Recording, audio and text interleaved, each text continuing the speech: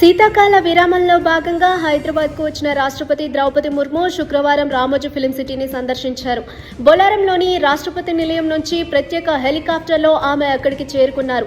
Ramoji film సిటీలో నిర్వహించిన public service కమిషన్ల జాతీయ సదస్సులో రాష్ట్రపతి పాల్గొన్నారు. అయితే ఈ సదస్సులో యూపీఎస్సీ చైర్మన్ డాక్టర్ అజయ్ కుమార్తో పాటు డీజీపీఎస్సీ చైర్మన్ బుర్రా వెంకటేశం, ఇతర రాష్ట్రాల పీఎస్సీ ప్రతినిధులు హాజరయ్యారు. రాష్ట్రపతి వెంట తెలంగాణ గవర్నర్ జిష్ణుదేవ్ వర్మ, మంత్రి సీతక్క కూడా ఉన్నారు.